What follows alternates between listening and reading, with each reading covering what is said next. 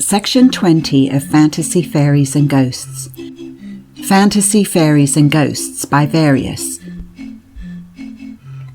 Section 20. The Child That Went with the Fairies. Part 1. Eastward of the old city of Limerick, about 10 Irish miles under the range of mountains, known as the Slieveline Hills, famous as having afforded Sarsfield a shelter among their rocks and hollows, when he crossed them in his gallant descent upon the cannon and ammunition of King William on its way to the beleaguering army, there runs a very old and narrow road. It connects the Limerick road to Tipperary with the old road from Limerick to Dublin, and runs by bog and pasture, hill and hollow, straw-thatched village and roofless castle, not far from 20 miles. Skirting the healthy mountains of which I have spoken, at one part it becomes singularly lonely. For more than 3 Irish miles it traverses a deserted country. A wide black bog, level as a lake skirted with copse, spreads at the left, as you journey northward, and the long and irregular line of mountain rises at the right, clothed in heath, broken with lines of grey rock that resemble the bold and irregular outlines of fortifications, and riven with many a gully, expanding here and there into rocky and wooded glens, which open as they approach the road. A scanty pasturage on which browsed a few scattered sheep or kine skirts this solitary road for some miles, and under shelter of a hillock and of 2 or 3 great ash trees stood, not many years ago, the little thatched cabin of a widow named Mary Ryan. Poor was this widow in a land of poverty. The thatch had acquired the grey tint and sunken outlines that show how the alternations of rain and sun have told upon that perishable shelter. But whatever other dangers threatened, there was one well provided against by the care of other times. Round the cabin stood 6 mountain ashes, as the rowans, inimical to witches, are there called. On the worn planks of the door were nailed 2 horseshoes, and over the lintel and spreading along the thatch grew luxuriant patches of that ancient cure for many maladies, and prophylactic against the machinations of the evil one, the house leek. Descending into the doorway, in the chiaroscuro of the interior, when your eye grew sufficiently accustomed to that dim light, you might discover, hanging at the head of the widow's wooden-roofed bed, her beads and a vial of holy water. Here certainly were defences, and bulwarks against the intrusion of that unearthly and evil power, of whose vicinity this solitary family were constantly reminded by the outline of Lisnavora, that lonely hill haunt of the good people, as the Fairies are called euphemistically, whose strangely dome-like summit rose not half a mile away, looking like an outwork of the long line of mountain that sweeps by it. It was at the fall of the leaf, and an autumnal sunset threw the lengthening shadow of haunted Lisnavora, close in front of the solitary little cabin, over the undulating slopes and sides of Slieveline. The birds were singing among the branches in the thinning leaves of the melancholy ash trees that grew at the roadside in front of the door. The widow's 3 younger children were playing on the road, and their voices mingled with the evening song of the birds. Their elder sister, Nell, was within the house, as their phrase is, seeing after the boiling of the potatoes for supper. Their mother had gone down to the bog to carry up a hamper of turf on her back. It is, or was at least, a charitable custom, and if not disused, long may it continue, for the wealthier people, when cutting their turf and stacking it in the bog, to make a smaller stack for the behoof of the poor, who were welcome to take from it so long as it lasted. And thus the potato pot was kept boiling, and half warm that would have been cold enough, but for that good-natured bounty through wintry months. Moll Ryan trudged up the steep Bohereen, whose banks were overgrown with thorn and brambles, and stooping under her burden re-entered her door, where her dark-haired daughter Nell met her with a welcome and relieved her of her hamper. Moll Ryan looked round with a sigh of relief, and drying her forehead uttered the Munster ejaculation. "Aye, wisha! It's tired I am with it, God bless it. And where's the Crathers, Nell?" "Playing out on the road, mother. Didn't you see them and you coming up?" "No, there was no one before me on the road," she said uneasily. "Not a soul, Nell. And why didn't you keep an eye on them?" "Well, they're in the haggard playing there or round by the back of the house. Will I call them in?" "Do so, good girl, in the name of God. The hens is coming home, see, and the sun was just down over Knockdoola, and I coming up." So out ran tall dark-haired Nell, and standing on the road, looked up and down it, but not a sign of her two little brothers, Con and Bill, or her little sister Peg, could she see. She called them, but no answer came from the little haggard, fenced with straggling bushes. She listened, but the sound of their voices was missing. Over the stile and behind the house she ran, but there all was silent and deserted. She looked down toward the bog as far as she could see, but they did not appear. Again she listened, but in vain. At first she had felt angry, but now a different feeling overcame her and she grew pale. With an undefined boding she looked toward the heathy boss of Lisnavora, now darkening into the deepest purple against the flaming sky of sunset. Again she listened with a sinking heart and heard nothing but the farewell twitter and whistle of the birds in the bushes around.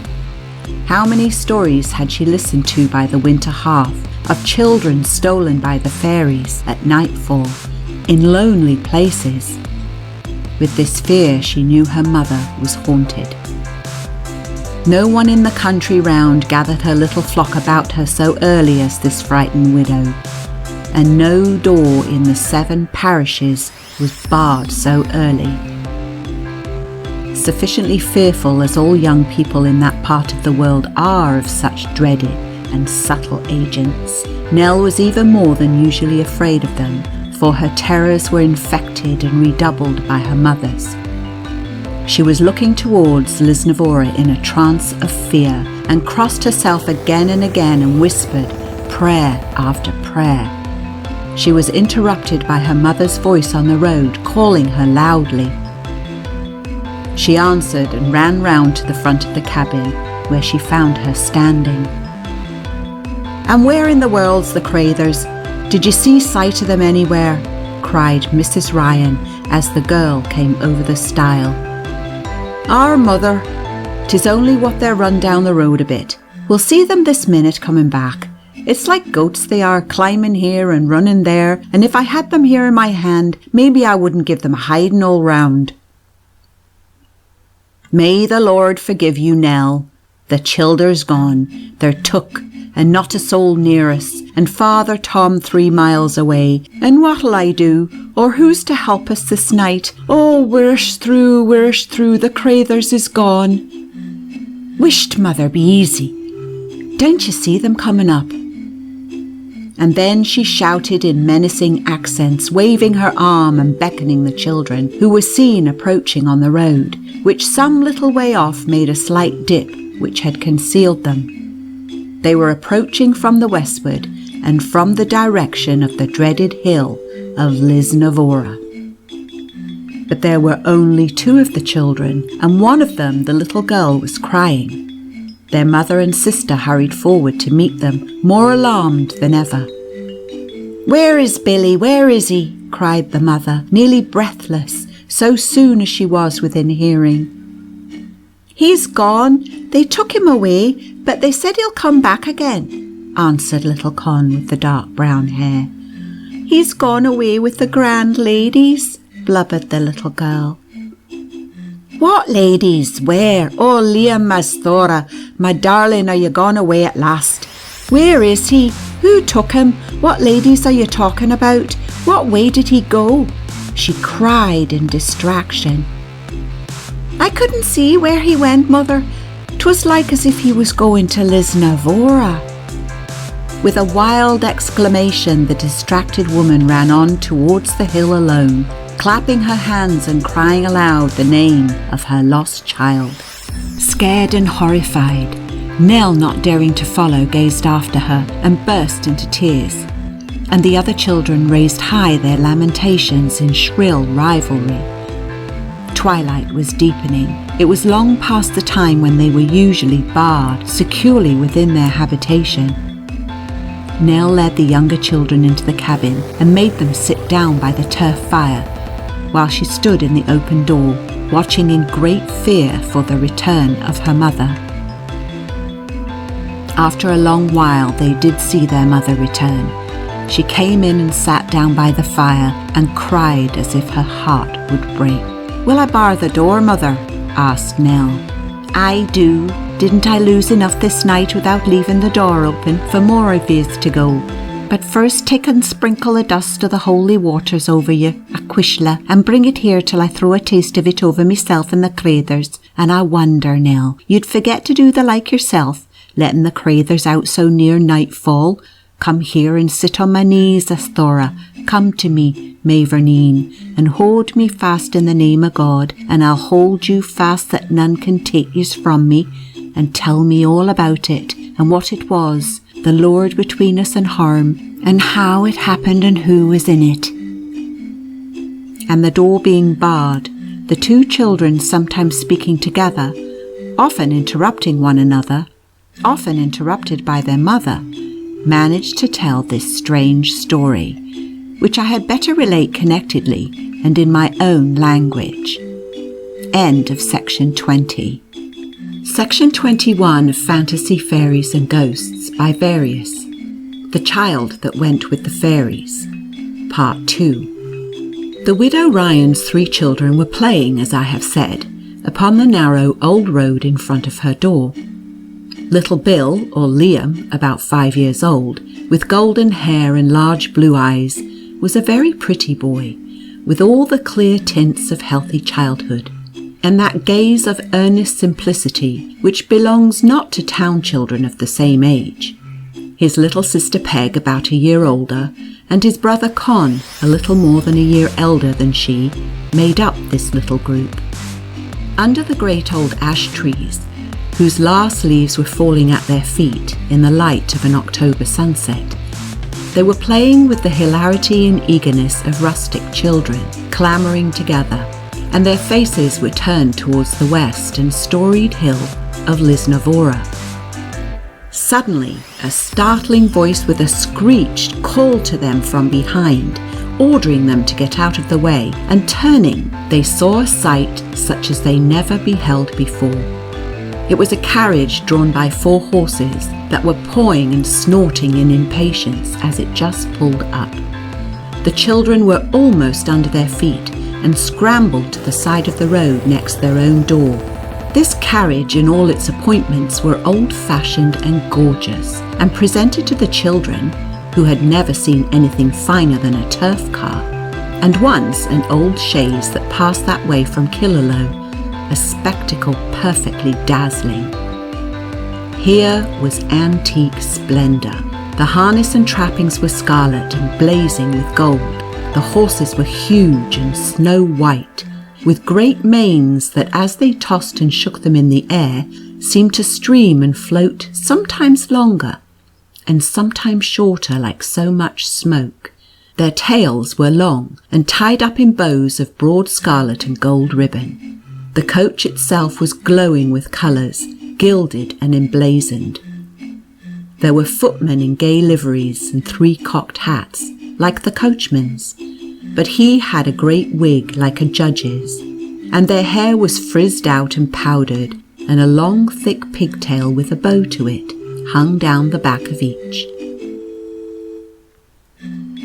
All these servants were diminutive and ludicrously out of proportion with the enormous horses of the equipage, and had sharp, sallow features and small, restless, fiery eyes, and faces of cunning and malice that chilled the children. The little coachman was scowling and showing his white fangs under his cocked hat, and his little blazing beads of eyes were quivering with fury in their sockets as he whirled his whip round and round over their heads till the lash of it looked like a streak of fire in the evening sun, and sounded like the cry of a legion of philippuics in the air.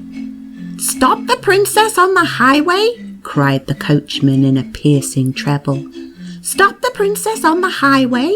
piped each footman in turn, scowling over his shoulder down on the children and grinding his keen teeth. The children were so frightened they could only gape and turn white in their panic. But a very sweet voice from the open window of the carriage reassured them and arrested the attack of the lackeys. A beautiful and very grand-looking lady was smiling from it on them, and they all felt pleased in the strange light of that smile. "The boy with the golden hair, I think," said the lady, bending her large and wonderfully clear eyes on little Liam. The upper sides of the carriage were chiefly of glass, so that the children could see another woman inside, whom they did not like so well. This was a black woman with a wonderfully long neck, hung round with many strings of large, variously coloured beads. And on her head was a sort of turban of silk, striped with all the colours of the rainbow, and fixed in it was a golden star. This black woman had a face as thin almost as a death's head, with high cheekbones and great goggle eyes, the whites of which, as well as her wide range of teeth, showed in brilliant contrast with her skin, as she looked over the beautiful lady's shoulder and whispered something in her ear. "Yes, the boy with the golden hair, I think," repeated the lady. And her voice sounded sweet as a silver bell in the children's ears, and her smile beguiled them like the light of an enchanted lamp, as she leaned from the window with a look of ineffable fondness on the golden-haired boy with the large blue eyes, insomuch that little Billy, looking up, smiled in return with a wondering fondness. And when she stooped down and stretched her jewelled arms towards him, he stretched his little hands up, and how they touched the other children did not know, but saying, "Come and give me a kiss, my darling," she raised him, and he seemed to ascend in her small fingers as lightly as a feather, and she held him in her lap and covered him with kisses. Nothing daunted, the other children would have been only too happy to change places with their favoured little brother. There was only one thing that was unpleasant, and a little frightened them, and that was the black woman, who stood and stretched forward in the carriage as before. She gathered a rich silk and gold handkerchief that was in her fingers up to her lips, and seemed to thrust ever so much of it, fold after fold, into her capacious mouth, as they thought to smother her laughter, with which she seemed convulsed. For she was shaking and quivering, as it seemed, with suppressed merriment, but her eyes, which remained uncovered, looked angrier than they had ever seen eyes look before. But the lady was so beautiful they looked on her instead, and she continued to caress and kiss the little boy on her knee.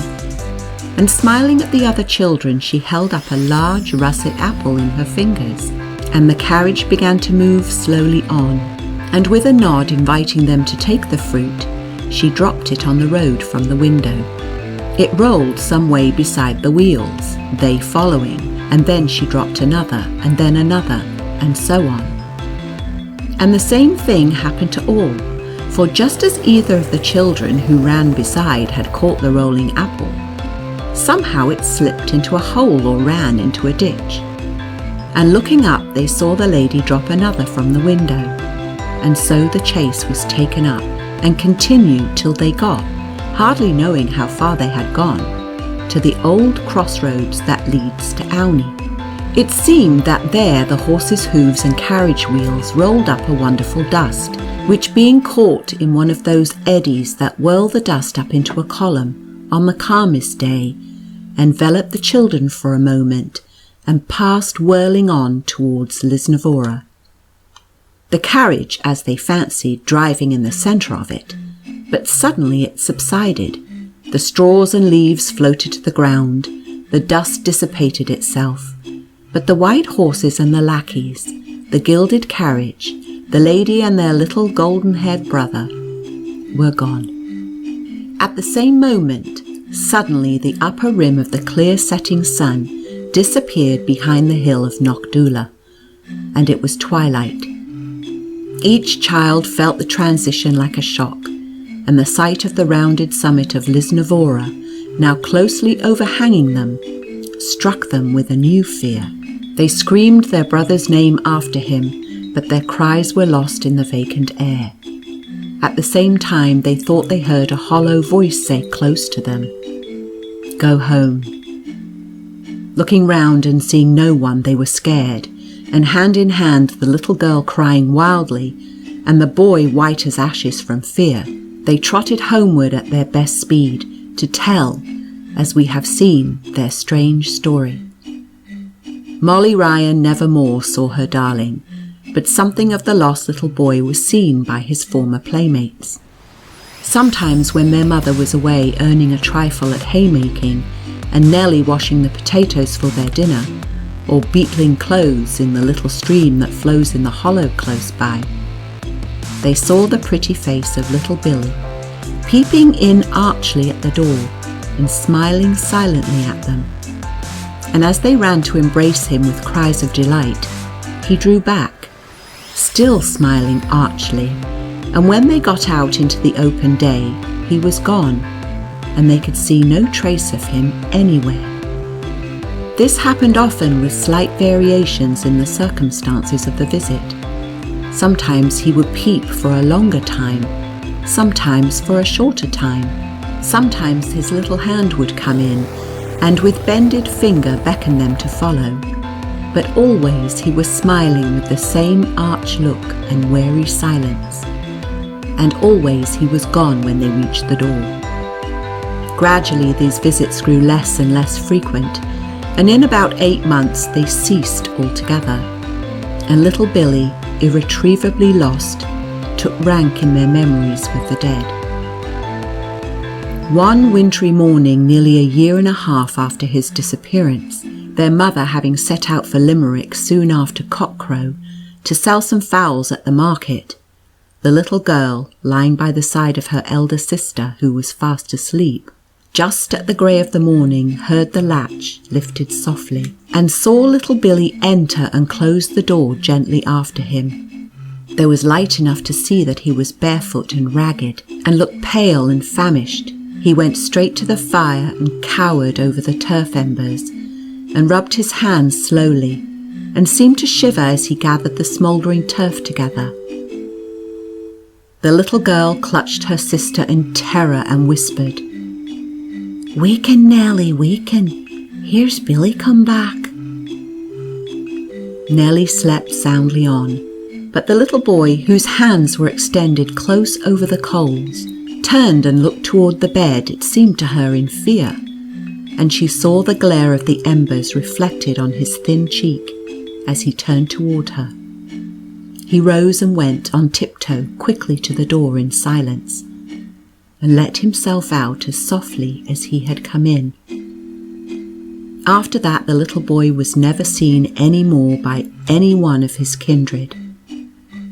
Fairy doctors, as the dealers in the preternatural, who in such cases were called in, are termed, did all that in them lay, but in vain.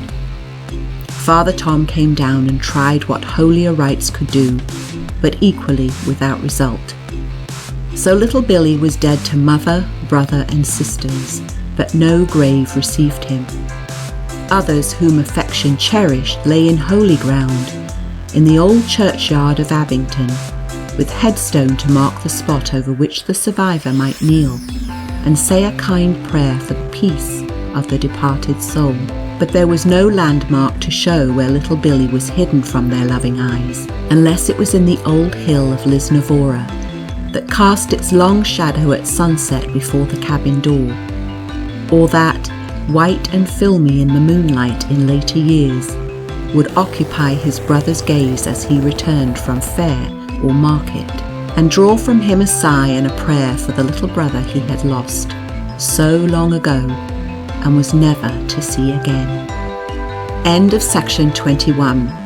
Section 22 of Fantasy, Fairies and Ghosts. Fantasy, Fairies and Ghosts by Various. Section 22. Madame Crowle's Ghost, Part 1. 20 years have passed since you last saw Mrs. Jolliffe's tall, slim figure. She is now past 70 and can't have many milestones more to count on the journey that will bring her to her long home. The hair has grown white as snow, that is parted under her cap over her shrewd but kindly face.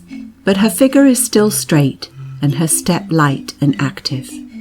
She has taken of late years to the care of adult invalids, having surrendered to younger hands the little people who inhabit cradles and crawl on all fours. Those who remember that good-natured face among the earliest that emerge from the darkness of nonentity, and who owe to their first lessons in the accomplishment of walking and a delighted appreciation of their first babblings and earliest teeth, have spired up into tall lads and lasses now.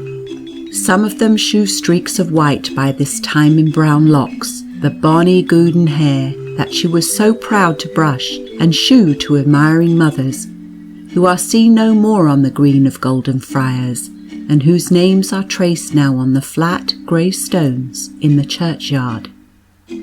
So the time is ripening some and searing others, and the saddening and tender sunset hour has come, and it is evening with the kind old North Country dame who nursed pretty Laura Mildmay, who now, stepping into the room, smiles so gladly and throws her arms round the old woman's neck and kisses her twice.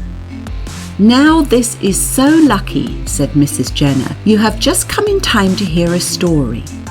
"Really? That's delightful." Nah, odd wait, no story or true for that. I said it with my ain iron. Ghosts, the very thing of all others I should most likely to hear of. "Well, dear," said Mrs. Jenner, "if you are not afraid, sit you down here with us." She was just going to tell me all about her first engagement to attend a dying old woman, says Mrs. Jenner, and of the ghost she saw there. Now, Mrs. Jolliffe, make your tea first, and then begin.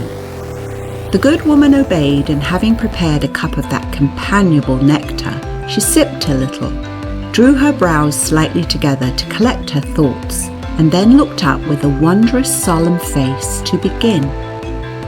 Good Mrs. Jenner and the pretty girl each gazed with eyes of solemn expectation in the face of the old woman, who seemed to gather awe from the recollections she was summoning. The old room was a good scene for such a narrative, with the oak wainscoting, quaint and clumsy furniture, the heavy beams that crossed its ceiling, and the tall four-post bed with dark curtains, within which you might imagine what shadows you please. Mrs. Jolliffe cleared her voice, rolled her eyes slowly round, and began her tale in these words. Madame Crowle's Ghost. I'm an old woman now, and I was but 13 my last birthday, the night I came to Applewale House. My aunt was the housekeeper there, and a sort of one-horse carriage was down at Lexow, waiting to take me and my box up to Applewale. I was a bit frightened by the time I got to Lexow, and when I saw the carriage and horse, I wished myself back again with my mother at Hazelden. I was crying when I got into the shay, that's what we used to call it, and old John Mulberry that drove it, and was a good-natured fellow, bought me a handful of apples at the Golden Lion to cheer me up a bit, and he told me that there was a currant cake and tea and pork chops waiting for me, all hot, in my aunt's room at the great house. It was a fine moonlight night, and I ate the apples looking out of the shay window. It's a shame for gentlemen to frighten a poor foolish child like I was. I sometimes think it might be tricks.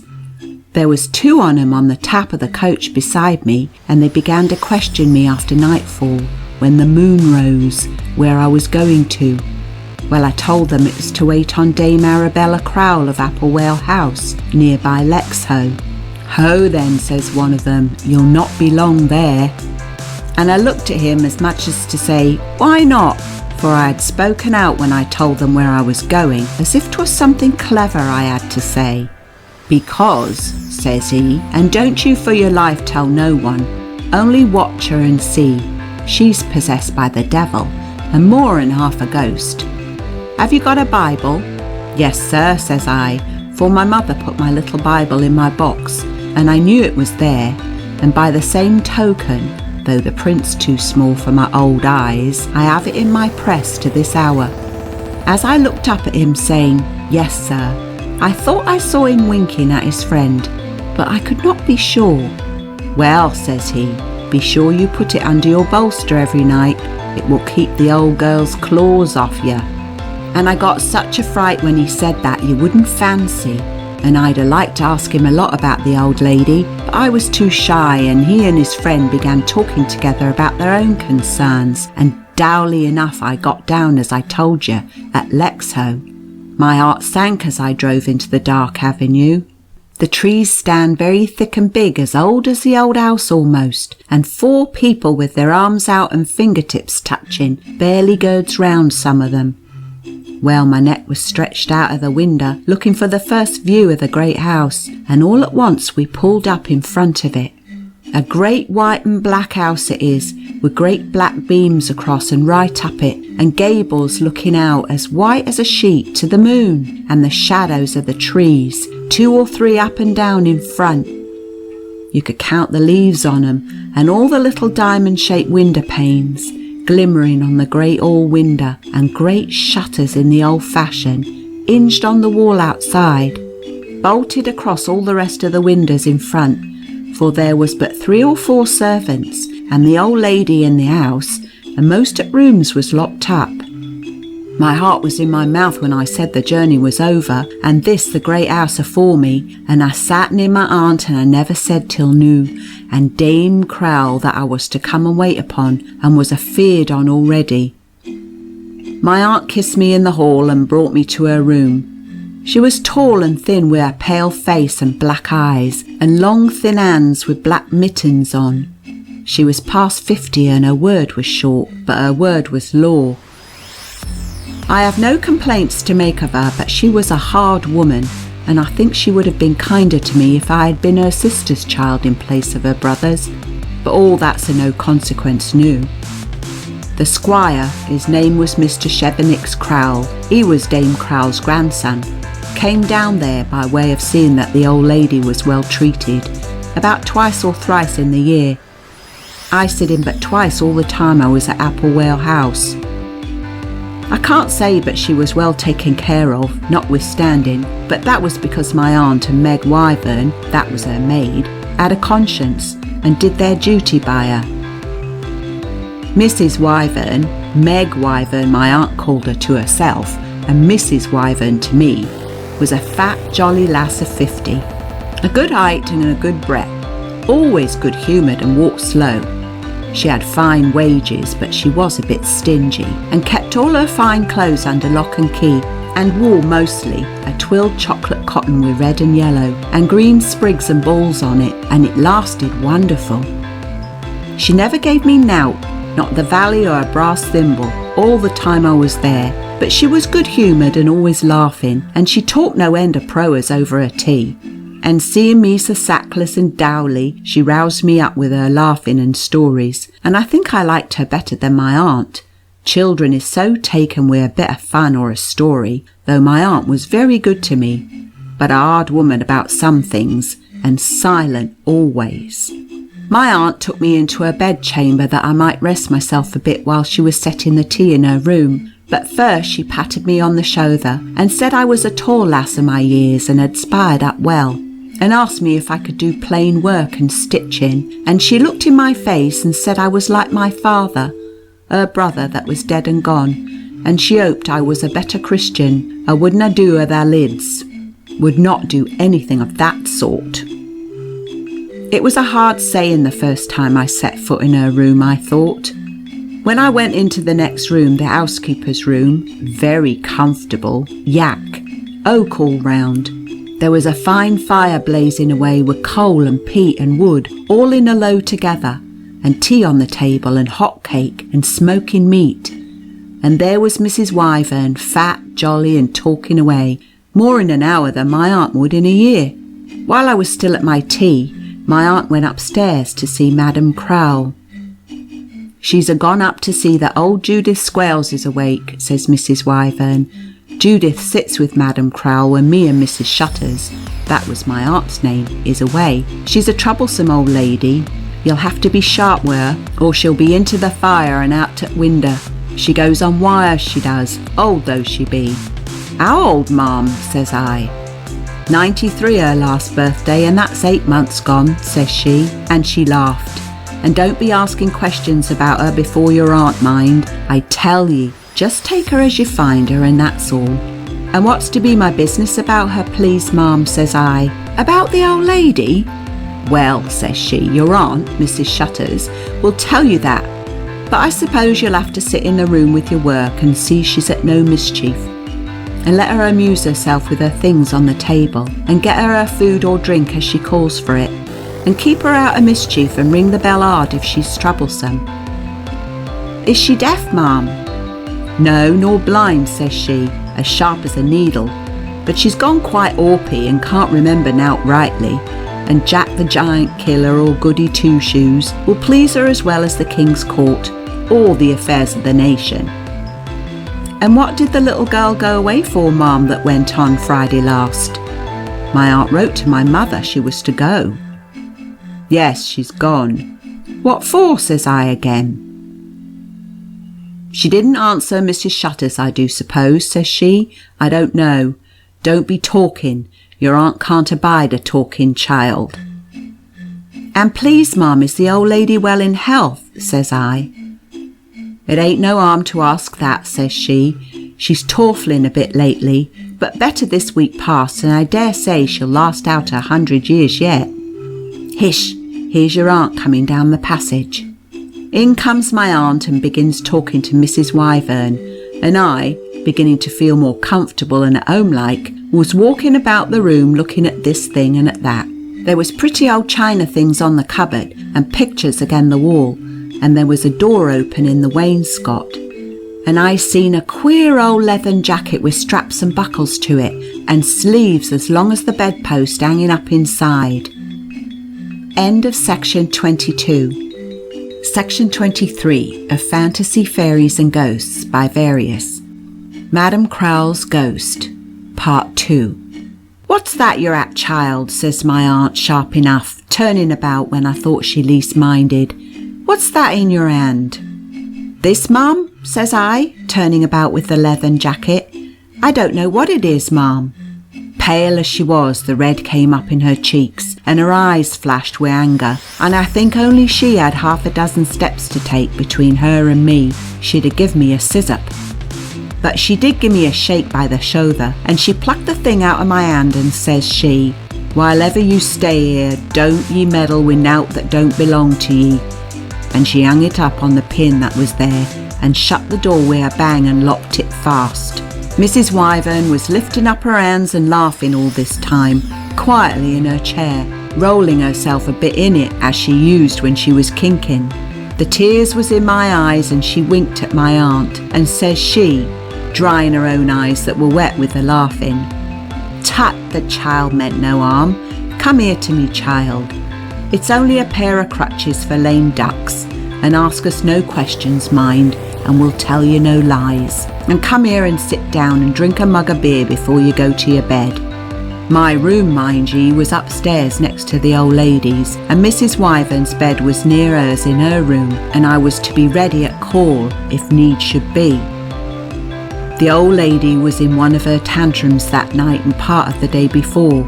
She used to take fits of the sulks.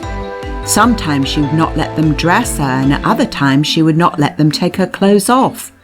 She was a great beauty, they said, in her day. There was no one about Applewell that remembered her in her prime. And she was dreadful fond of dress, and had thick silks and stiff satins and velvets and laces and all sorts, enough to set up 7 shops at the least. All her dresses was old-fashioned and queer, but worth a fortune. Well, I went to my bed. I lay for a while awake, for things was new to me, and I think the tea was in my nerves too, for I wasn't used to it, except now and then on a holiday or the like. And I heard Mrs. Wyvern talking, and I listened with my hand to my ear, but I could not hear Mrs. Crowell, and I don't think she said a word. There was great care took of her. The people at Applewell knew that when she died they would every one get the sack, and their situations was well paid and easy. The doctor came twice a week to see the old lady, and you may be sure they all did as he bid them. One thing was the same every time. They were never to cross or frump her any way, but to humour and please her in everything. So she lay in her clothes all that night, and next day not a word she said, and I was at my needlework all that day in my own room, except when I went down to my dinner. I would have liked to see the old lady and even to hear her speak, but she might as well have been in London at the time for me. When I had my dinner, my aunt sent me out for a walk for an hour. I was glad when I came back. The trees were so big and the place so dark and lonesome, and 'twas a cloudy day, and I cried a deal thinking of home while I was walking alone there. That evening, the candles being alight, I was sitting in my room and the door was open into Madame Crowell's chamber where my aunt was. It was then for the first time I heard what I supposed was the old lady talking. It was a queer noise like, I couldn't well say which, a bird or a beast, only it had a bleating sound in it and was very small. I pricked my ears to hear all I could, but I could not make out one word she said, and my aunt answered, "The evil one can't hurt no one, ma'am, 'bout the Lord permits." Then the same queer voice from the bed says something more that I couldn't make head nor tail on. And my aunt made answer again, "Let them pull faces, ma'am, and say what they will. If the Lord be for us, who can be against us?" I kept listening with my ear turned to the door, holding my breath, but not another word or sound came in from the room.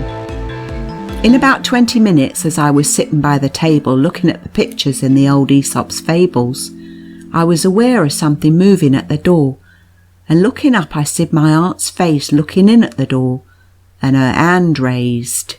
"Hish," says she, very soft, and comes over to me on tiptoe, and she says in a whisper, "Thank God she's asleep at last, and don't you make no noise till I come back, for I'm going down to take my cup of tea, and I'll be back in noo, me and Mrs. Wyvern, and she'll be sleeping in the room, and you can run down when we come up, and Judith will gie ye your supper in my room." And with that she goes. I kept looking at the picture book as before, listening every now and then, but there was no sound, not a breath that I could hear, and I began whispering to the pictures and talking to myself to keep my heart up, for I was growing feared in that big room. And at last I got up and began walking about the room, looking at this and peeping at that, to amuse my mind, you'll understand. And at last what should I do but peeps into Madame Crowell's bedchamber. A grand chamber it was, with a great four-poster bed, with flowered silk curtains as tall as the ceiling, and folding down on the floor, and drawn close all round. There was a looking-glass, the biggest I ever said before, and the room was a blaze of light. I counted 22 wax candles all alight. Such was her fancy, and no one dared say her nay. I listened at the door and gaped and wondered all round. When I heard there was not a breath and did not see so much as a stir in the curtains, I took heart and walked into the room on tiptoe and looked round again. Then I takes a keek at myself in the big glass, and at last it came in my head. Why couldn't I had a keek at the old lady herself in the bed? You'd think me a fool if you knew half how I longed to see Dame Crowell, and I thought to myself if I didn't peep now, I might wait many a day before I got so good a chance again. Well, my dear, I came to the side of the bed, the curtains being close, and my heart almost failed me, but I took courage and I slips my fingers in between the thick curtains, and then my hand. So I waits a bit, but all was still as death. So softly, softly I draws the curtain, and there, Sure enough, I sid before me, stretched out like the painted lady on the tombstone in Lexow Church, the famous Dame Crowle of Applewale House. There she was, dressed out. You never seed the like in they days. Satin and silk and scarlet and green and gold and pint lace. By Jen, 'twas a sight. A big powdered wig half as high as herself was the top of her head, and wow, was ever such wrinkles, and her old baggy throat all powdered white, and her cheeks rouged and mouse skin eyebrows that Mrs. Wyvern used to stick on, and there she lay, proud and stark, wi' a pair of clocked silk hose on and heels to her shoon as tall as ninepins. Lork, but her nose was crooked and thin, and half the whites of her eyes was open. She used to stand, dressed as she was, giggling and dribbling before the looking-glass, with a fan in her hand and a big nosegay in her bodice.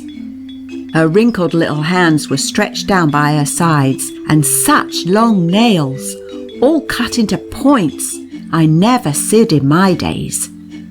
Could it even have been a fashion for grit folk to wear their fingernails so? Well, I think you'd have been frightened yourself if you'd have seen such a sight. I couldn't let go the curtain nor move an inch, nor take my eyes off her. My very heart stood still. And in an instant she opens her eyes and up she sits and spins herself round and down with a clack on her two tall heels on the floor, facing me, ogling in my face with her two great glassy eyes and a wicked simper with her wrinkled lips and long false teeth. Well, a corpse is a natural thing, but this was the dreadfulest sight I ever said. She had her fingers straight out pointing at me, and her back was crooked round again with age. Says she, "You little limb, what did you say? I killed the boy. I'll tickle ye till you're stiff." If I'd have thought an instant, I'd have turned about and run, but I couldn't take my eyes off her, and I backed from her as soon as I could, and she came clattering after like a thing on wires, with her fingers pointing to my throat, and she making all the time a sound with her tongue like zzz, zzz, zzz. I kept backing and backing as quick as I could, and her fingers was only a few inches away from my throat, and I felt I'd lose my wits if she touched me. I went back this way right into the corner, and I gave a yellock. You'd think soul and body was parting, and that minute my aunt from the door calls out with a blare, and the old lady turns round on her, and I turns about and ran through my room and down the stairs as hard as my legs could carry me. I cried hearty, I can tell you, when I got down to the housekeeper's room. Mrs. Wyvern laughed a deal when I told her what happened, but she changed her key when she heard the old lady's words. "Say them again," says she. So I told her. "You little limb, what for did you say I killed the boy? I'll tickle ye till you're stiff." "And did ye say she killed a boy?" says she. "Not I, Mom," says I. Judith was always up with me after that. When the two elder women was away from her, I would have jumped out at window rather than stay alone in the same room with her. It was about a week after, as well as I can remember, Mrs. Wyvern one day when me and her was alone, told me a thing about Madam Crowle that I did not know before. She, being young and a great beauty, full 70 year before, had married Squire Crowle of Applewale, but he was a widower and had a son about 9 years old. There never was tale or tidings of this boy after one morning. No one could say where he went to. He was allowed too much liberty, and used to be off in the morning one day to the keeper's cottage and breakfast with him, and away to the warren and not home, mayhap till evening, and another time down to the lake and bathe there and spend the day fishing there, or paddling about in the boat. Well, no one could say what was gone with him, only this, that his hat was found by the lake under a hawthorn that grows there to this day, and 'twas thought he was drowned bathing. And the squire's son by his second marriage with this Madam Crowle that lived so dreadful long, came in for the estates. It was his son, the old lady's grandson, Squire Chevenix Crowle, that owned the estates at the time I came to Applewale. There was a deal of talk long before my aunt's time about it, and 'twas said the stepmother knew more than she was like to let out, and she managed her husband, the old squire, with her white heft and flatteries, and as the boy was never seen more, in course of time the thing died out of folks' minds. I'm going to tell you new about what I said with my own iron. End of section 23. Section 24, Fantasy, Fairies and Ghosts by Fairies. Madame Crowl's Ghost, Part 3. I was not there 6 months, and it was winter time when the old lady took her last sickness. The doctor was afeard she might have took a fit of madness, as she did 15 years before, and was buckled up many a time in a strait waistcoat, which was the very leathern jerkin I sid in the closet off my aunt's room. Well, she didn't. She pined and whindered and went off torflin, quiet enough, till a day or two before her flitting, and then she took to rambling and sometimes skirling in the bed. You'd think a robber had a knife to her throat, and she used to work out of the bed, and not being strong enough then to walk or stand, she'd fall on the floor with her old wizened hand stretched before her face, and skirling still for mercy. Ye may guess I didn't go into the room, and I used to be shivering in my bed with fear at her skirling and scraffling on the floor and blaring out words that'd make your skin turn blue. My aunt and Mrs. Wyvern and Judith Squales, and a woman from Lexo, was always about her. At last she took fits and they wore her out. T-Sir was there and prayed for her, but she was past praying with. I suppose it was right, but none could think there was much good in it, and sat at long last she made her flitting and was over. And old Dame Crowle was shrouded and coffined, and Squire Chevenix was wrote for. But he was away in France, and the delay was so long that to Sir and Doctor both agreed it would not do to keep her longer out of her place, and no one cared but just them two, and my aunt and the rest of us from Applewell to go to the burying. So the old lady of Applewell was laid in the vault under Lexo Church, and we lived up at the great house till such time as the squire should come to tell his will about us, and pay off such as he chose to discharge. I was put into another room 2 doors away from what was Dame Crowle's chamber after her death, and this thing happened the night before Squire Chevenix came to Applewell. The room I was in now was a large square chamber covered with yak panels, but unfurnished except for my bed, which had no curtains to it, and a chair and a table or so that looked nothing at all in such a big room. And the big looking glass that the old lady used to keek into and admire herself from head to heel, now that there was no more of that work, was put out of the way and stood against the wall in my room, for there was shifting of many things in her chamber, you may suppose, when she came to be coffined. The news had come that day that the squire was to be down next morning at Applewell, and not sorry was I, for I thought I was sure to be sent home again to my mother. And right glad was I, and I was thinking of her at home, and my sister Janet, and the kitten and the pig Mag, and Trimmer the tyke and all the rest. And I got so fidgety I couldn't sleep, and the clock struck 12 and me wide awake, and the room as dark as pick. My back was turned to the door and my eyes toward the wall opposite. Well, it couldna be a full 12:15 when I sees a lighting on the wall before me, as if something took fire behind, and the shadows of the bed and the chair and my gown that was hanging from the wall was dancing up and down on the ceiling beams and the yak panels, and I turns my head over my shoulder quick, thinking something must have gone afire. And what should I see, by Jen, but the likeness of the old beldame, bedizened out in her satins and velvets on her dead body, simpering, with her eyes as wide as saucers and her face like the fiend himself. 'Twas a red light that rose about her in a fuffing low, as if her dress round her feet was blazing. She was driving on right for me, with her old shriveled hands crooked as if she was going to claw me.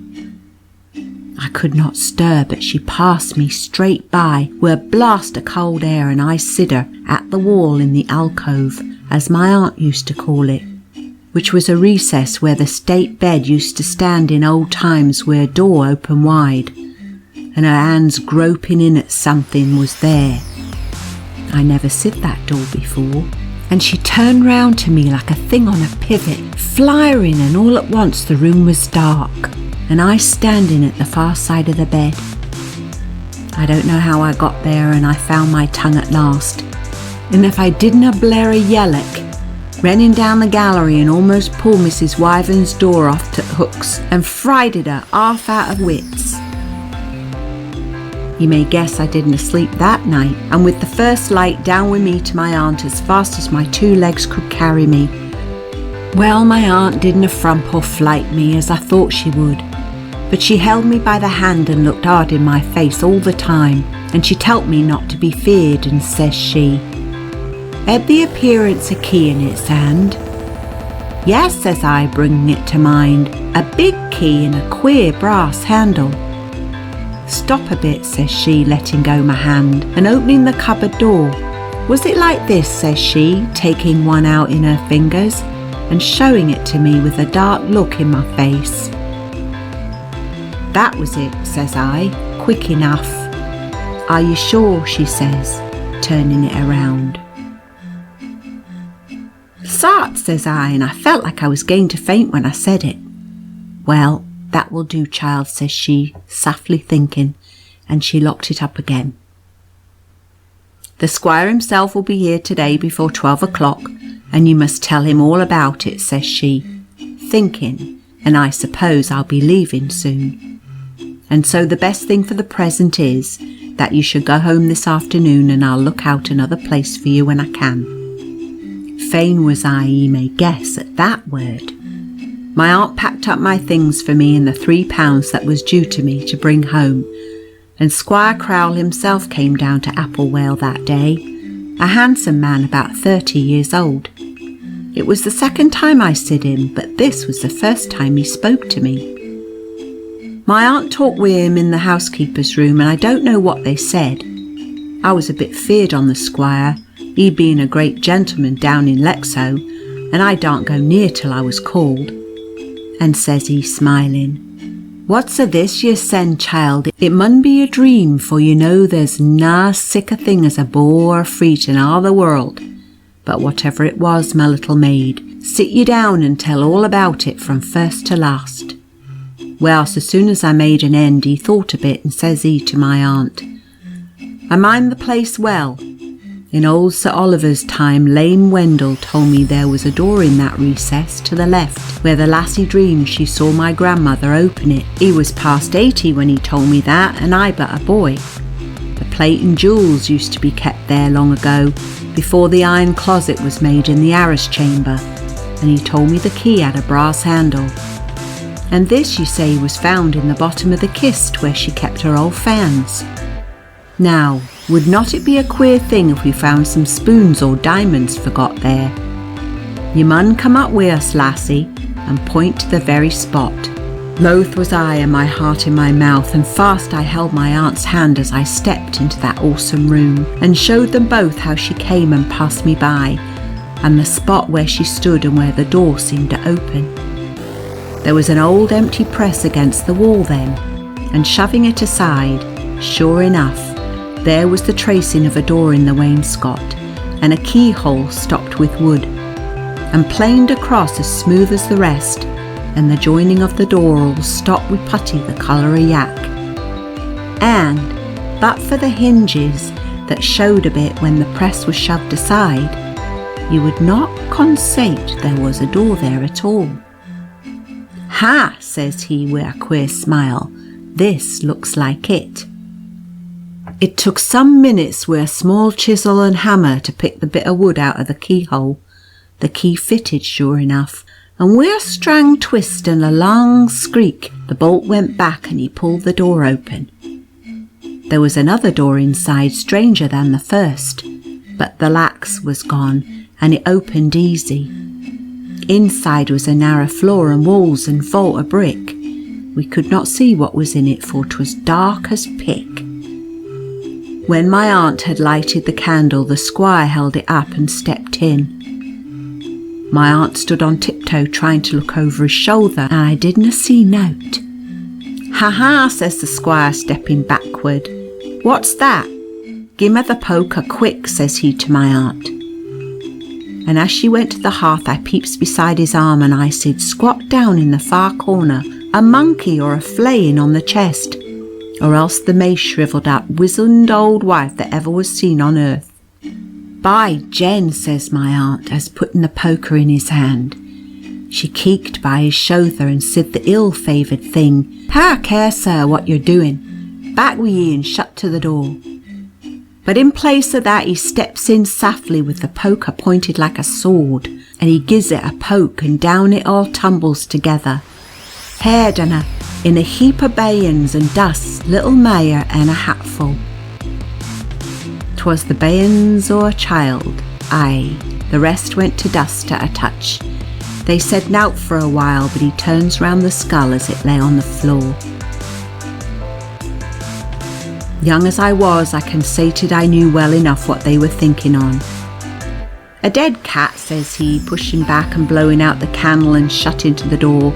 "We'll come back, you and me, Mrs. Shutters, and look on the shelves by and by. I've other matters first to speak to ye about. And this little girl's going home, you say?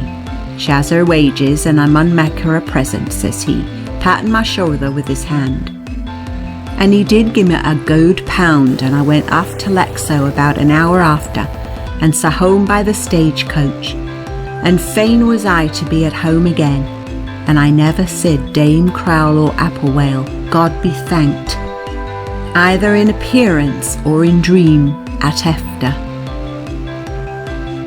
But when I was grown to be a woman, my aunt spent a day and night with me at Littleham, and she told me there was no doubt it was the poor little boy that was missing so lang sen, that was shut up to die there in the dark by that wicked beldame, where his skirls or his prayers or his thumping could na be heard, and his hat was left by the water's edge, whoever did it, to make belief he was drowned. The clothes at the first touch ran into a snuff of dust in the cell where the bayons was found, but there was a handful of jet buttons and a knife with a green heft, together with a couple of pennies the poor little fella had in his pocket, I suppose, when he was decoyed in there and sid his last of the light. And there was among the squire's papers a copy of the notice that was printed after he was lost, when the old squire thought he might have run away or been took by gypsies. And it said he had a green hefted knife with him, and that his buttons were a cut jet. Sa that is, I have to say, concerning old Dame Crowle or Applewale House. End of section 24. Section 25 of Fantasy, Fairies and Ghosts. Fantasy, Fairies and Ghosts by Various. Section 25. Queen Mab. A little fairy comes at night, her eyes are blue, her hair is brown, with silver spots upon her wings, and from the moon she flutters down. She has a little silver wand, and when a good child goes to bed, she waves her wand from right to left, and makes a circle round its head. And then it dreams of pleasant things, of fountains filled with fairy fish, and trees that bear delicious fruit and bow their branches at a wish. Of arbours filled with dainty scents from lovely flowers that never fade, bright flies that glitter in the sun and glowworms shining in the shade, and talking birds with gifted tongues for singing songs and telling tales, and pretty dwarfs to show the way through fairy hills and fairy dales. But when a bad child goes to bed, from left to right she weaves her rings, and then it dreams all through the night of only ugly, horrid things. Then lions come with glaring eyes, and tigers growl a dreadful noise, and ogres draw their cruel knives to shed the blood of girls and boys. Then stormy waves rush on to drown, or raging flames come scorching round. Fierce dragons hover in the air, and serpents crawl along the ground. Then wicked children wake and weep, and wish the long black gloom away, but good ones love the dark and find the night as pleasant as the day. End of Fantasy, Fairies and Ghosts by Various.